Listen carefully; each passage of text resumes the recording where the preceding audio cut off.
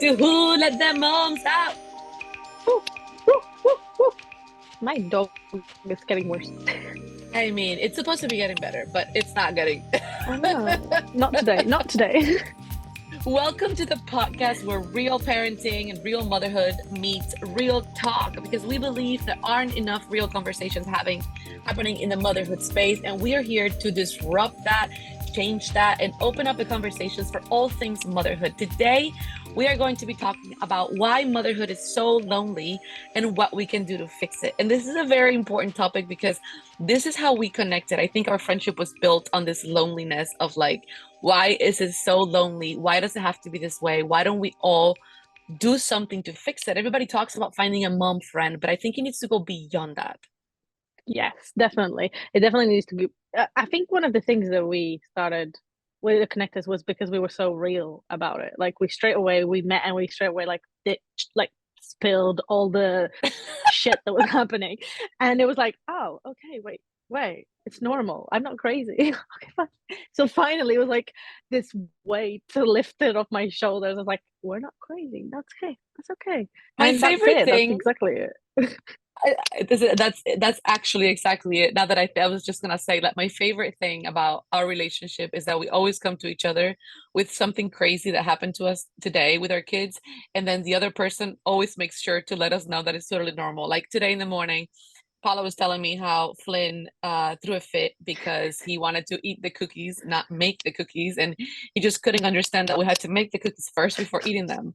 And then an hour later, I proceeded to do my first 12 day of Christmas stocking things, which I've been planning for like a month. And my daughter loves reading. And I was like, oh my gosh, this is great. Like, I'm going to get her a book for every day or an educational puzzle, like, something just like we could do together. So every day before Christmas, we'll open a book together and we'll read it. It'll be so cute. And this brat, I gave her the book. She she was so upset. At first, she was okay with it, but then she remembered that last night before bed, I told her she couldn't have chocolate. Because she went to throw her diaper away in the trash, and she saw the wrappers for the chocolate, and then she came back upset and crying, and she didn't want the book. She threw it on the floor because I didn't give her chocolate, and I thought she was talking about hot chocolate, which I had just made for her. So it was just like this whole thing. Like, and I'm pregnant and emotional. Yeah. I almost started crying about this too because I woke up at 5 to wrap her book. I was like, this I mean, bitch. I'm not pregnant and I almost cried. I was like, oh, this is not happening right now. Literally. I But saw you for 5 seconds. it's just so nice having somebody that you can go to. And of course, like, I mean, there are days where like I'm having a good day, you're having a bad one, or the other way around. But I think it's the normalcy, right? Like the just normalizing all these things because they're just part of like real life and motherhood. And I think the problem is that we live in a society where everything has to be a competition, right? So like we were just talking about this actually before we recorded. We should have recorded that conversation. I Um, know. about how like if you're choosing like a natural pregnancy or a natural birth and you're choosing to do a hospital birth, automatically there's a competition about which one's better. Or if you're choosing to, let's say, do maternity photos and somebody's not, there's a competition about how you're wasting money and wasting time, or how you want it for attention, or there's always a negative connotation when it comes to things with other women. I don't think it's just motherhood, but it's especially painful during the motherhood stages of life because this is so hard already. Like there are so many moments of every day that no matter who you are, how great you're doing in life, your kid is gonna come and kick your butt. And the worst part is that they don't Yeah. even mean to. It's just the reality of what they're going through. And if you have nobody to lean on because you're always afraid of being judged and being just put down and what people are gonna say about, I cannot imagine what it must have been like being a mother in the 50s. Oh no, yeah. Back then it was like you had to even motherhood was in your gene. You're a woman. You have to be a mother and Those kids complaining better about be that job. I think perfect. yeah, and I think it comes from that too, like it comes all the way back then. It's that idea that women were made for motherhood, so we can't complain about it because we are made for it. We had the children first and foremost. We decided to have the children. So It's your choice. Mm. how dare we complain about struggling? So I think it comes from all of that. And now, even if when we talk about it, I feel like there's still, I don't know, I still feel like I'm being a burden. I still feel like I am crazy every time, Mm. you open your mouth. I still feel like I'm like, oh. nobody can relate. Nobody, nobody will ever Either relate back. either either you're crazy or you're the worst mom in the world, or you're Yeah, yeah. ungrateful.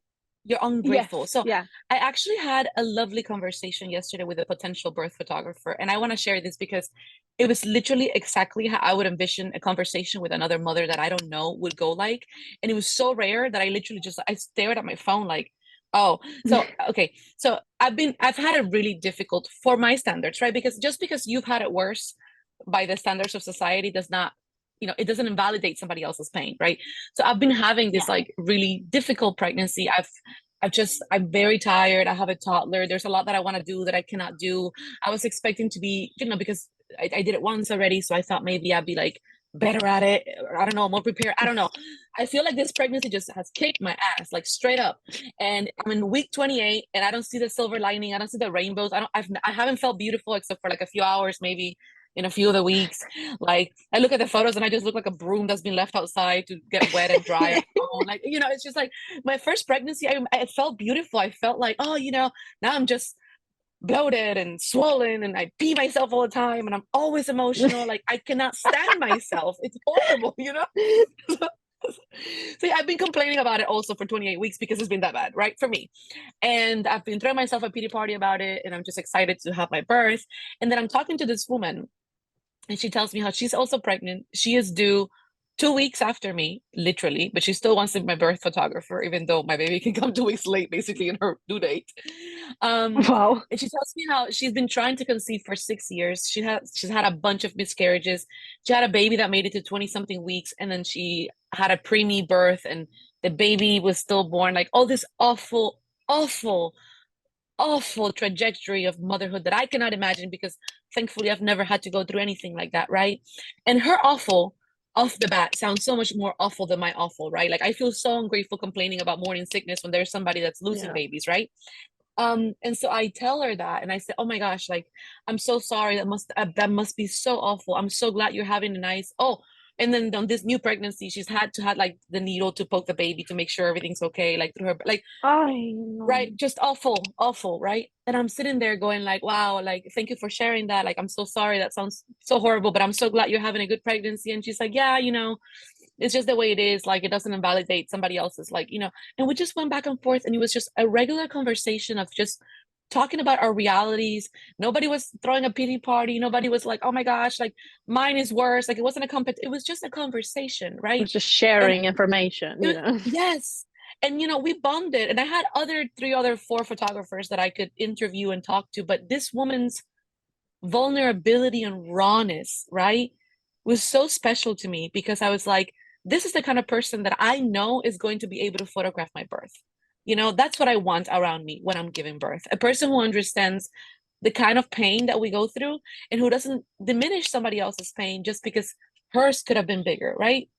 And I feel like, with the subject of motherhood, especially during pregnancy, it can be so lonely because so much out there, it's painting this picture that when you become pregnant, you become this goddess and this beautiful connection. And it's so amazing. And oh my God.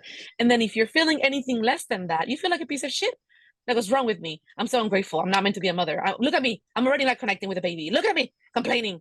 My body's not meant for this. I'm vomiting every day. You go into this mindset because you're already full of hormones and emotions, and everybody's talking about how beautiful it is.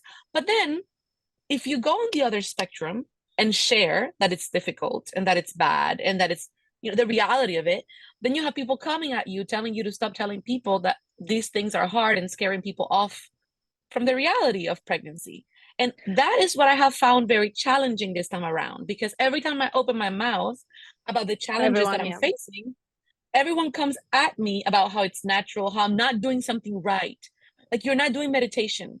You're not, you need to relax. Have you They're tried trying to yoga? fix you. Have you Right. tried, and it's like, yeah, yes, I have. I literally wake up at 5 and I do my meditations and I've done yoga and I breathe and I have a wonderful partner that's super supportive and I have a privileged lifestyle. I don't have to leave my house to go to work and I rest and I'm eating protein every 15 minutes. I'm stuffing my face with meat so I don't vomit.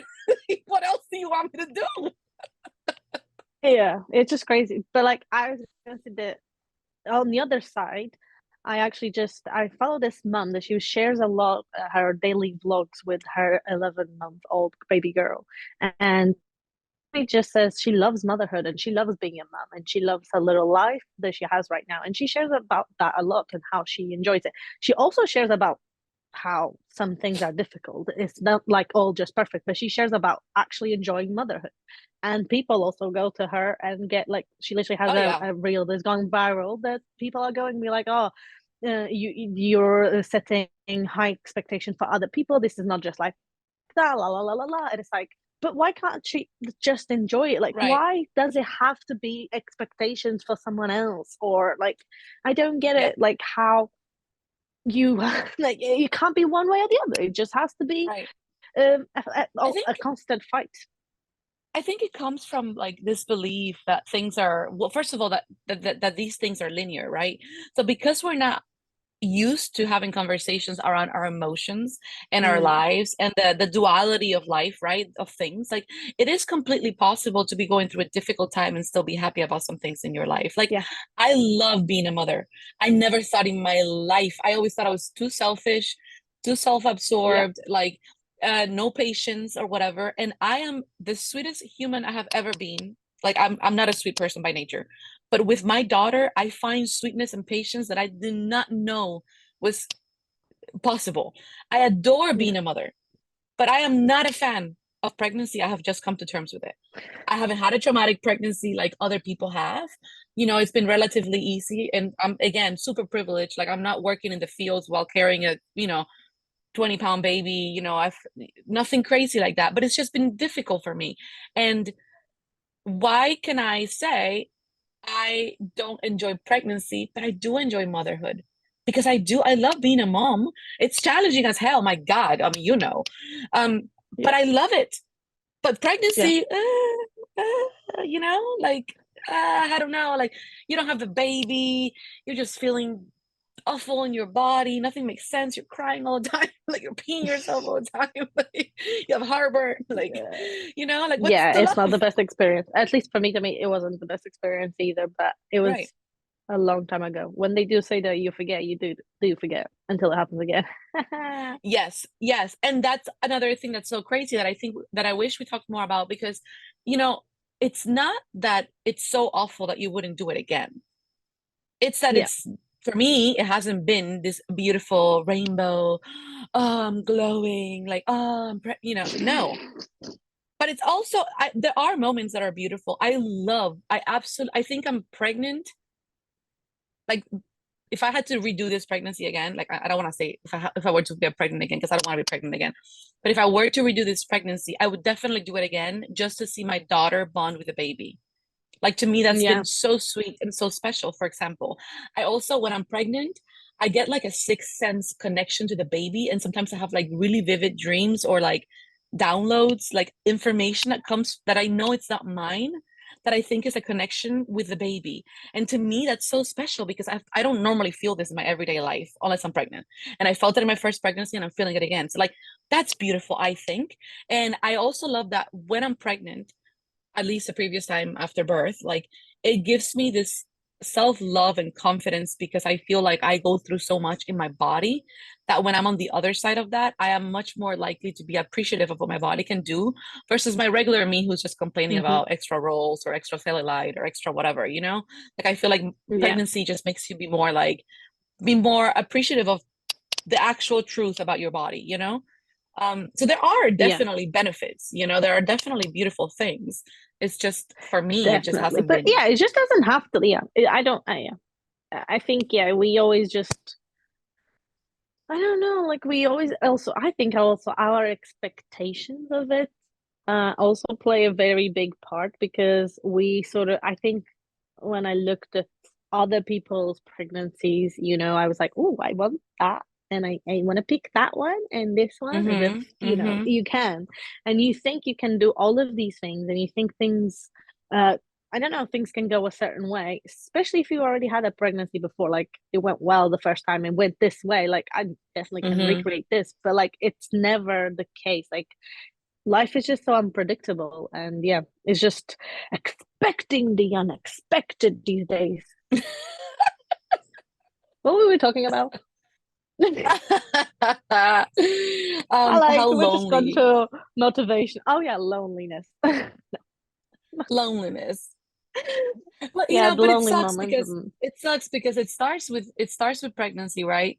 With this whole comparison game and expectations and this like, fake ideals of what it should and shouldn't be. And then it goes on to postpartum, and that gets even lonelier because, if anybody is like, if you know anybody who's postpartum, or if you have been postpartum yourself, you know that those first 4 months, it doesn't matter what you're going through and what anybody else is going through that you can relate to. You don't have time for that. Like, especially if it's a second, I don't have I'm working on my second kid right now, but I hear from other moms that it's like you can't even grasp life. Like nothing matters. Like you're just like trying to, it's like a juggling game. You're constantly just trying to catch Yeah, up with all the things. And all the I'm a new little bit things that you're learning afraid. every single day.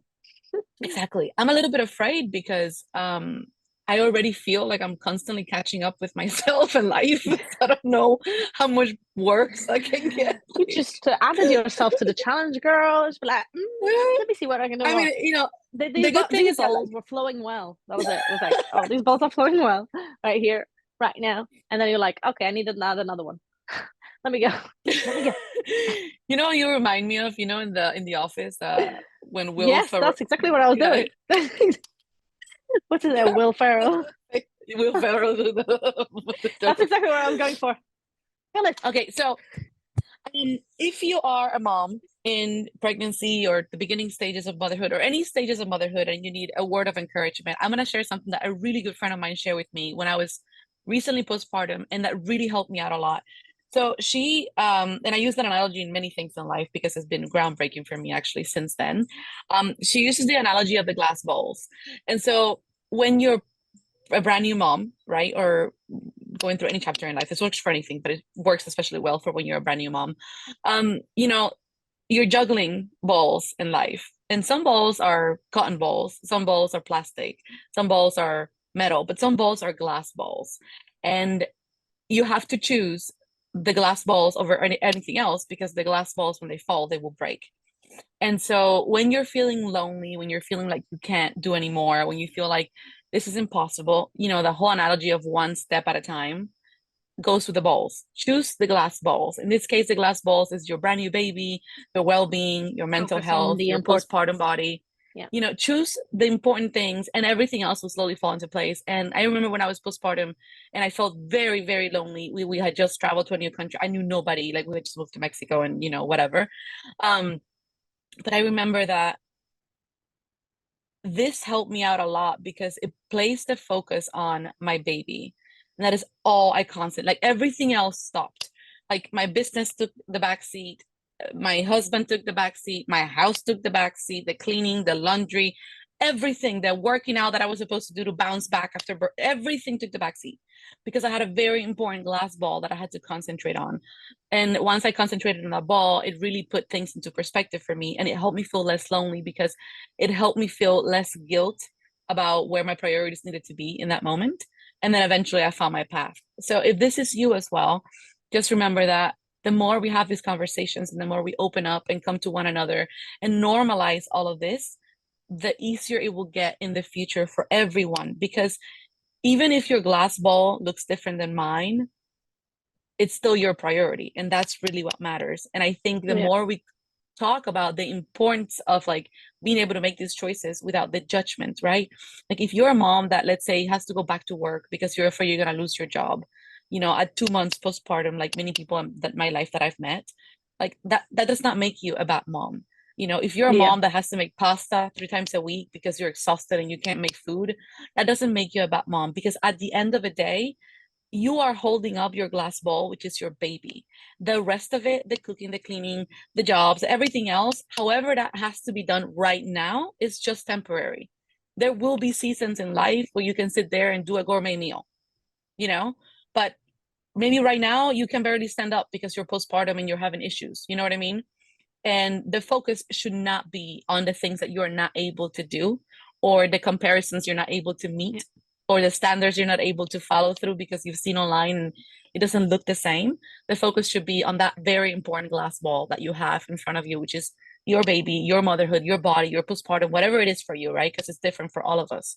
You know, some of us have better support systems. Some of us have family there that can make food for you, take care of the baby, you know, whatever. Some of us have better healthcare, whatever it is, right? So just know that you're not alone and you're doing okay and it's all good. And So eventually it'll normal, find so natural. It will fall into and place. especially what you just said, it's all normal and natural. Even if nobody's talking about it online, I promise you, somebody's going through it. Well, that reminds me. If you have any shit stories that you guys want to share with us. I will follow up with the link. Oh no, never mind. We'll carry on. Not a link. No, come and follow us online on Instagram at Who Let the Moms Out That Pod, and share your crazy shit mom stories, your fears, your loneliness, or anything else you want to share motherhood wise. And we'll do an episode where we share all of these, and then we can all laugh and cry together. All right, we will see you next week. Thanks for listening. Bye.